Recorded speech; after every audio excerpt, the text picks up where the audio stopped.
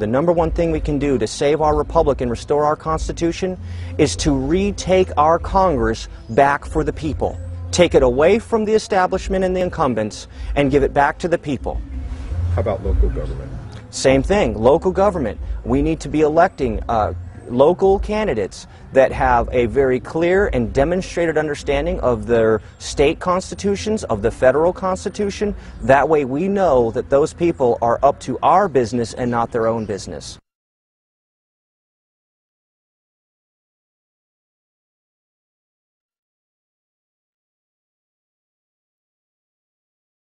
But guess what? This is a government of the people. As Tea Party protesters converged on the Capitol in Washington, D.C., stretching for several blocks from the West Lawn, hundreds of Rhode Islanders came out to the State House for a solidarity rally of their own.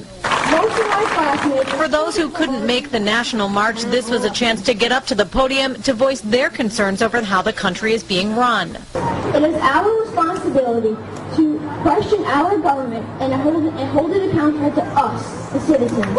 The Tea Party, which stands for Taxed Enough Already, has been traveling across the country calling for smaller government and reduced taxes. The political landscape in the United States today is backwards. You have the federal government declaring that it is the supreme arbiter of everything that happens in the 50 states, and that it removes the tax money from the states and then returns a small portion of it with strings attached. But if you study the Constitution, the Bill of Rights, how our nation is supposed to operate, you have this confederation of states that combine together to make decisions of national defense and monetary policy in the Congress. Instead, today, we have a private offshore banking cartel that seized control of the federal government and then used the federal government as a slave to carry out its unconstitutional aims upon the states. This is clearly in the 10th and 9th Amendment, that all the powers not expressly delegated to the federal government are reserved to the states or the people. If we'll continue to support our sheriffs as they support us in defending us against tyrants from Washington, D.C., we can take our country back. It's taken courage to stand and keep your oath. Sheriffs, you took an oath to uphold and defend and obey the United States Constitution. When it matters most is now. Politicians listen to one of two things: votes and money. And obviously people who are involved in this movement that are not a vested special interest and people that are, moneyed interests don't have a lot of money to buy off politicians. So what we've got to do is we've got to organize our vote.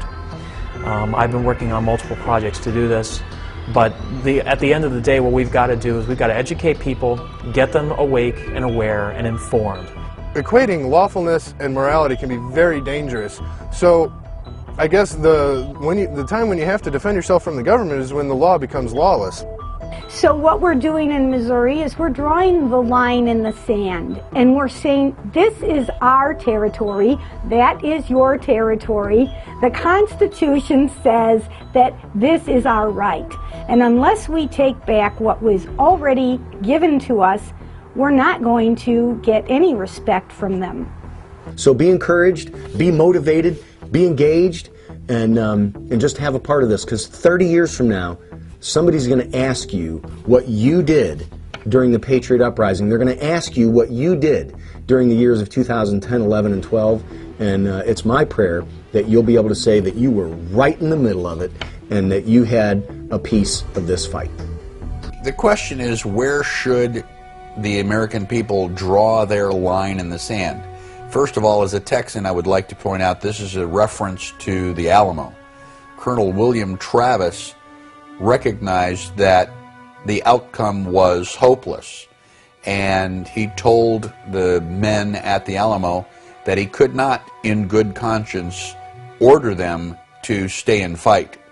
And so he formally dismissed everybody and told them they were now free to leave. They no longer had any responsibility to stay and fight. But he took his saber and drew a line in the sand. And he indicated that regardless of what they did, he, William Travis, was going to stay at the Alamo and, even if necessary, single-handedly defend the fort. The line in the sand has come to be your final straw, the last outcome. Much like survival, individual survival, that is a personal issue. You know, when someone crawls through the window at 2 o'clock in the morning, you know, you can say, "Get out of my house," and they can continue walking towards you, and you can say, "Stop, I'm armed," and they can continue walking towards you. You can pull the gun out of the holster and point it at them and say, "Stop or I'll shoot." And if the person continues towards you, at some point in time, you have to decide whether or not to pull the trigger. You know, whether that is actually necessary for you to save your own life.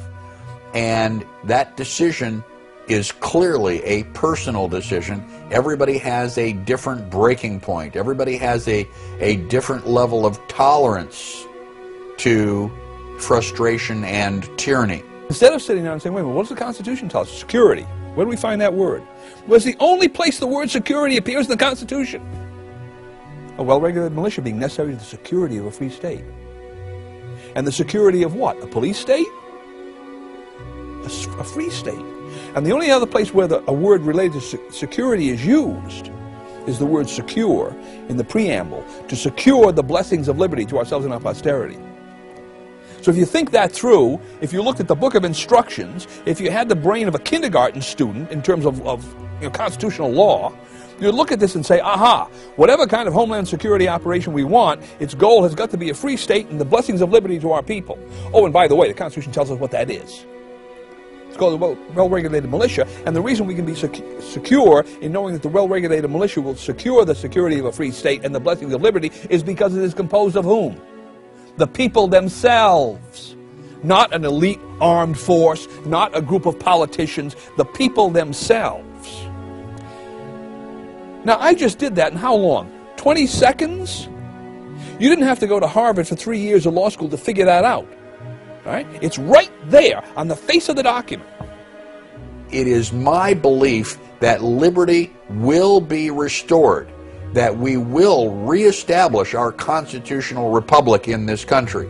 And I sincerely hope that enough people have crossed that personal line in the sand where they will join forces with the rest of us so that a small number of us are not required to use force and use of arms. By order of the City of Pittsburgh Chief Police, I hereby declare this to be an unlawful assembly.